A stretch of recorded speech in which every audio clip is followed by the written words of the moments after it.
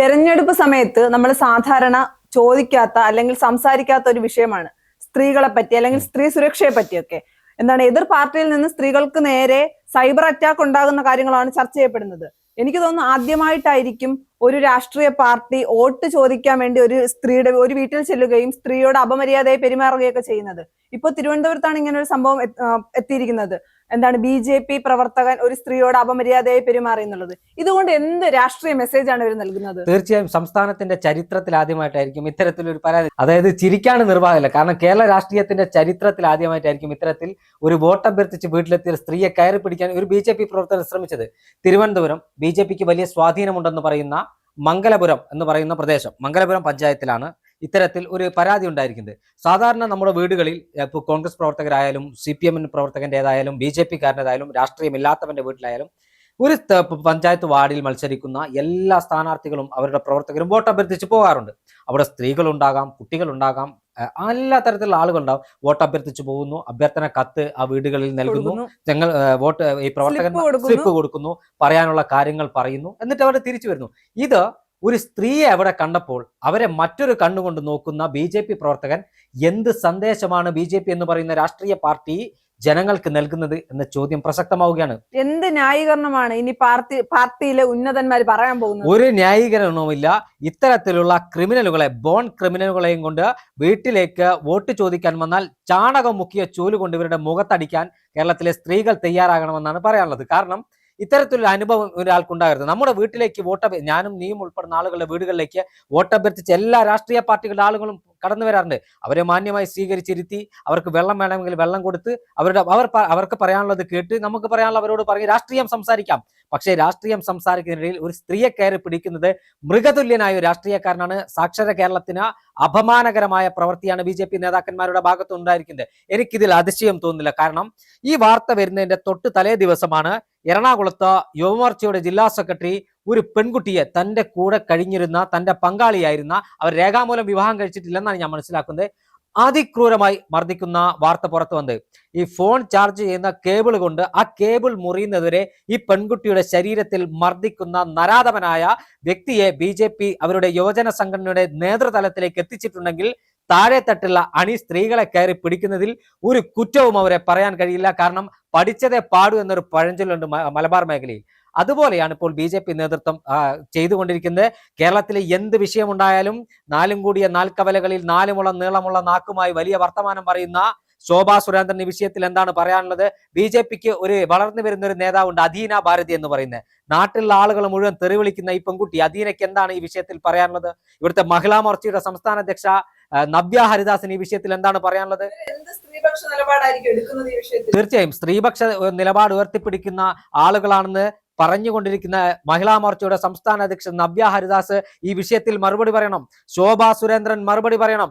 ഈ ചാനൽ ചർച്ചകളിൽ വന്നിരുന്ന, അല്ലെങ്കിൽ ചില ചാനലുകളുടെ മൈക്ക് കണ്ടാൽ കേരളത്തിലെ രാഷ്ട്രീയ നേതാക്കന്മാരെ പുലഭ്യം പറയുന്ന അദീന ഭാരതി എന്ന് പറയുന്ന അവരുടെ പെൺകുട്ടിയുണ്ട്. ഈ വിഷയത്തിൽ അവൾക്ക് എന്താണ് പറയാനുള്ളത്? ഇത്തരം ആളുകൾ ഈ വിഷയത്തിൽ പ്രതികരിക്കാൻ തയ്യാറായില്ലെങ്കിൽ അവരുടെ സ്ത്രീപക്ഷ നിലപാടും സ്ത്രീപക്ഷ രാഷ്ട്രീയവും ഇരട്ടത്താപ്പാണെന്ന് കേരളത്തിലെ ജനങ്ങൾ വിലയിരുത്തും. കാരണം ഇത് ഇന്ന് തിരുവനന്തപുരത്തെ മംഗലപുരത്തെ ഒരു സ്ത്രീക്കാണ് ഉണ്ടായതെങ്കിൽ നാളെ മറ്റാർക്കും ഉണ്ടാവാതെ നോക്കേണ്ട ഉത്തരവാദിത്വം BJP നേതാക്കന്മാർക്കാണുള്ളത്. ഇനി അത്തരത്തിൽ വോട്ട് ചോദിക്കാൻ വന്നാൽ സ്ത്രീകൾ ചാണകം മുക്കിയ ചൂലുകൊണ്ട് ഇവരുടെ മുഖത്തടിക്കാതിരിക്കണമെങ്കിൽ ഇത്തരം ആളുകളെ, ഞരമ്പ് രോഗികളെ നിയന്ത്രിക്കാൻ BJP നേതൃത്വം തയ്യാറാകണം. ഇതുമായി ബന്ധപ്പെട്ട വിഷയത്തിൽ BJP സംസ്ഥാന അധ്യക്ഷൻ പ്രതികരിക്കണം, യുവമോർച്ച പ്രതികരിക്കണം, മഹിളാ മോർച്ച പ്രതികരിക്കണം. കാരണം നമ്മുടെ വീടുകളിലേക്ക് എത്തുന്ന ആളുകൾ ഇത്തരത്തിൽ ഒരു നിലപാട് സ്വീകരിച്ചാൽ അവരെ എന്ത് വില കൊടുത്താണ് നമ്മൾ സ്വീകരിക്കേണ്ട സാഹചര്യം ഉണ്ടാകുന്നത്? നമ്മുടെ വീടുകളിലേക്ക് വോട്ട് അഭ്യർത്ഥിച്ച് വരുന്ന ആളുകൾ എന്ത് സുരക്ഷിതത്വമാണ് നമ്മുടെ സ്ത്രീകൾക്ക് അവരിൽ നിന്നുണ്ടാകുന്നത്? ഇങ്ങനെയുള്ള സംഭവങ്ങൾ ഉണ്ടാകുമ്പോൾ വീട്ടിലേക്ക് വോട്ട് അഭ്യർത്ഥിച്ചു വരുന്ന എല്ലാവരെയും ഭയത്തോടെ കാണേണ്ട. തീർച്ചയായും നാളുകളിൽ എല്ലാ രാഷ്ട്രീയ പാർട്ടി പ്രവർത്തകരെയും സംശയ കണ്ണുകൊണ്ട് ആളുകൾ കാണേണ്ട സാഹചര്യത്തിലേക്കാണ് ഇവരെത്തുന്നത്. ഈ വിഷയത്തിലും BJP ന്യായീകരിക്കാൻ നിന്നാൽ BJPക്കാരനെ പടിയടച്ച് കേരളം പിണ്ടം വെക്കുമെന്ന കാര്യത്തിൽ തർക്കമില്ല. പ്രത്യേകിച്ച് തിരുവനന്തപുരത്തെ 2 പ്രവർത്തകന്മാരെ കൊലയ്ക്ക് കൊടുത്തവരാണ് BJPക്കാർ. 2 സ്വന്തം പാർട്ടി പ്രവർത്തകന്മാരെ കൊന്ന ആളുകൾക്ക് ഇപ്പോൾ അവരുടെ പ്രവർത്തകന്മാർ സ്ത്രീകളെ കയറി പിടിക്കാൻ നടക്കുകയാണ്. വീടുകളിലേക്ക് വോട്ട് ചോദിച്ചു വന്ന് അതിന്റെ മറവിൽ, വോട്ടഭ്യർത്ഥനയുടെ മറവിൽ ഇത്തരത്തിൽ അവർ സ്ത്രീകൾക്ക് നേരെ അതിക്രമണം നടത്തുമ്പോൾ അംഗീകരിച്ചു കൊടുക്കാൻ തയ്യാറല്ല. സ്ത്രീകളെ അണിനിരത്തി കേരളം പ്രതിരോധിക്കുമെന്ന കാര്യത്തിൽ തർക്കമില്ല. BJP അക്കാര്യത്തിൽ ഒരു സംശയവും അവർക്ക് വേണ്ട. കേരളത്തിലെ സ്ത്രീകൾ ഇതിനെ പ്രതിരോധിക്കും. കേരളത്തിലെ യുവജന പ്രസ്ഥാനങ്ങളായ യൂത്ത് കോൺഗ്രസ് ഉൾപ്പെടെയുള്ള യുവജന പ്രസ്ഥാനങ്ങൾ ഈ വിഷയത്തിൽ ശക്തമായ നിലപാട് സ്വീകരിക്കും. കാരണം നാളുകളിൽ ഒരു സ്ത്രീക്കും ഇനി ഇത്തരമൊരു ദുരനുഭവം ഉണ്ടാകരുത്. വോട്ട് ചോദിച്ച് വീട്ടിൽ വരുന്നവൻ ആ വീട്ടിലെ സ്ത്രീകളെ കയറി പിടിച്ചാൽ എങ്ങനെ നാളെ ആളുകൾക്ക് ആ വീട്ടിലേക്ക് കയറി ചെല്ലാൻ കഴിയും? ഇത് തിരുവനന്തപുരത്തെ മംഗലപുരത്തെ ഒരു വിഷയമല്ല, കേരളത്തിലാകമാനമുള്ള വിഷയമാണ്. ഞാൻ എല്ലാ BJP-കാരെയും അടച്ചാക്ഷേപിക്കുന്നില്ല. പക്ഷെ ഇത്തരം പുഴുക്കുത്തുകളെ സംരക്ഷിക്കാൻ BJP നേതൃത്വം തയ്യാറാകരുത്. ഇത്തരം ഞരമ്പ് രോഗികളെ പാർട്ടിയിൽ നിന്ന് പുറത്താക്കണം. ഇവർക്കെതിരെ മാതൃകാപരമായ നടപടി സ്വീകരിക്കണം. അത് മാത്രം പോരാ, പോലീസ് ഇവനെ അറസ്റ്റ് ചെയ്യണം. അറസ്റ്റ് ചെയ്ത് നിയമം അനുശാസിക്കുന്ന പരമാവധി ശിക്ഷ ഇവന് കിട്ടണം. ഇത്തരം ക്രിമിനലുകൾ കേരള രാഷ്ട്രീയത്തിനെ ബാധിച്ച മാലിന്യമാണ്. ഈ മാലിന്യത്തെ പൂർണ്ണമായും ഒഴിവാക്കാൻ രാഷ്ട്രീയ പാർട്ടികൾ തയ്യാറാകണം. BJP നേതൃത്വം ഈ വിഷയത്തിൽ മറുപടി പറഞ്ഞാൽ മതിയാകുന്ന കാര്യത്തിൽ ഒരു തർക്കവുമില്ല. എന്താണ് ഇതിനു മുന്നേയും ആർഷോയുടെ ഒരു വിവാദമായിട്ട് ഒരു പരാമർശമൊക്കെ ഉണ്ടായിരുന്നു.